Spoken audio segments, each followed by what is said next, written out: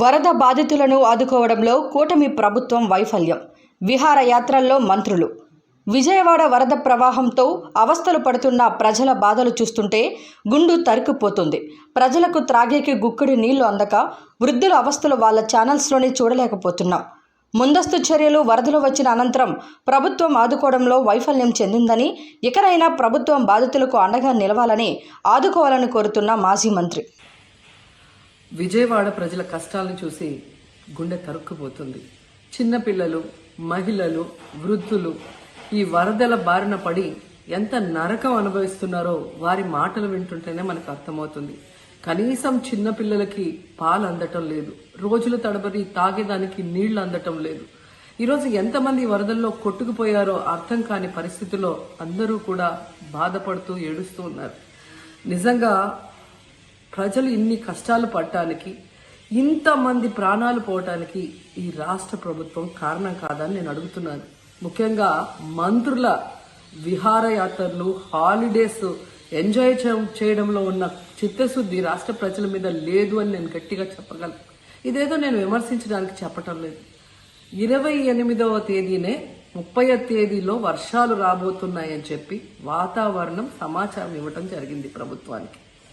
అయినా కూడా ముఖ్యమంత్రి గాని, మంత్రులు గాని ఎటువంటి సమీక్షలు చేయకుండా, ప్రజల్ని అప్రమత్తం చేయకుండా నిర్లక్ష్యం వహించడం వల్లే ఈరోజు ఇన్ని లక్షల మంది వరద నీళ్ళల్లో మునిగిపోయారు. ఇంతమంది ప్రాణాలు పోగొట్టుకున్నారు. ఎంతమంది తిండి లేక, కరెంటు లేక, తాగునీళ్లు లేక, పసిబిడ్డలకి పాలు లేక ఎంత అవస్థలు పడుతున్నారో మనం అందరం కూడా గమనిస్తున్నాం. చంద్రబాబు నాయుడు గారి ఇంటికి 3 కిలోమీటర్ల దూరంలోనే ఇంత పెద్ద విపత్తు జరిగినా ప్రజల్ని కాపాడలేకపోయారు అంటే ఇది రాష్ట్ర ప్రభుత్వం, రాష్ట్ర ముఖ్యమంత్రి వైఫల్యం కాదని నేను అడుగుతున్నా. ఈరోజు కరకట్టు మీదున్న అక్రమ కట్టడాలని కాపాడటం కోసమే విజయవాడని ప్రజల్ని ముంచేశారు అనటంలో నిజం లేదా అని నేను అడుగుతున్నా. గంట ముందు ప్రజలకు చెప్పినా వాళ్ళు ముంపు బారిన పడేవారు కాదు. వాళ్ళని అప్రమత్తం చేసి ఒక సేఫ్ అయిన ప్లేస్కి పంపించున్నా ఈరోజు ఇన్ని లక్షల మంది, దాదాపుగా 3 లక్షల మందికి పైగా 4 రోజుల పాటు కరెంటు లేకుండా, తిండి లేకుండా, చిన్న బిడ్డలకి పాలు లేకుండా ఈ విధంగా నీళ్లలో మునిగి అవస్థలు పడాల్సిన అవసరం లేదు.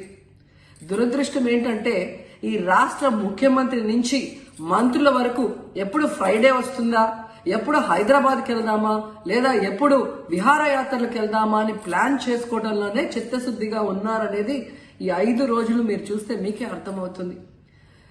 30వ తేదీ భారీ వర్షాలు వస్తాయని ముఖ్యమంత్రి గారికి, మంత్రులకి 28వ తేదీనే వాతావరణ శాఖ సమాచారం అందించినా ఎటువంటి సమీక్షలు లేదు, ఎటువంటి ముందస్తు జాగ్రత్తలు లేదు, ప్రజల్ని కాపాడాలన్న చిత్తశుద్ధి లేదు అనేది స్పష్టంగా అర్థమవుతుంది. ఎందుకంటే ఈ రోజుటి వరకు 4-5 రోజులు ప్రజలకి తిండి అందించడంలో ఈ ప్రభుత్వం విఫలమైంది. కనీసం ఇది జరిగినప్పుడు సీఎం గారు పనిచేయట్లేదు, వయసు అయిపోయింది. డిప్యూటీ సీఎం గారు, పంచాయతీరాజ్ శాఖ మంత్రి గారు కనీసం తన శాఖను అప్రమత్తం చేసి ప్రజల్ని కాపాడాల్సిన బాధ్యత ఉన్నా ఈ రోజు 5 రోజుల వరకు ఆయన అసలు విజయవాడ వైపే రాలేదు. ఇక ఆ కాన్స్టిట్యున్సీ ఎమ్మెల్యే ప్లస్ రాష్ట్ర మంత్రి లోకేష్ గారు మొత్తం మునిగిపోయి మంగళగిరి, విజయవాడ అలల్లాడిపోతుంటే ఆయన హైదరాబాద్ లో ఎంజాయ్ చేస్తున్నారు. ఇక హోంమంత్రి గారు తెలిసిన సంగతే. ఇక మున్సిపల్ శాఖ మంత్రి నారాయణ గారు ఈరోజు విజయవాడని ముంచేసింది ఈ మున్సిపల్ శాఖ నిర్లక్ష్యం కాదని నేను అడుగుతున్నా. ప్రజల్ని సురక్షిత ప్రాంతాలకు తరలించే విధంగా ఈ నారాయణ గారు రివ్యూ చేయకపోవటం వల్ల ఈరోజు లక్షలాది మంది నీళ్లలో మునిగిపోయారు.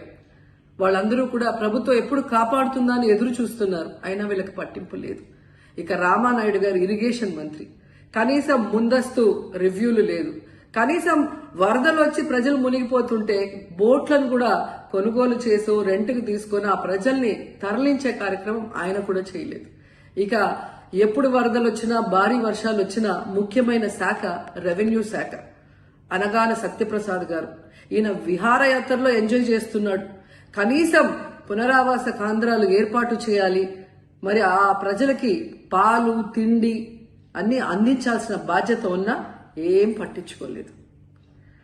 సో ఈ విధంగా చంద్రబాబు నాయుడు గారి దగ్గర నుంచి మంత్రులంతా కూడా ప్రజల్ని గాలికి వదిలేసి ఎలా నిర్లక్ష్యం వహిస్తున్నారో చూడండి.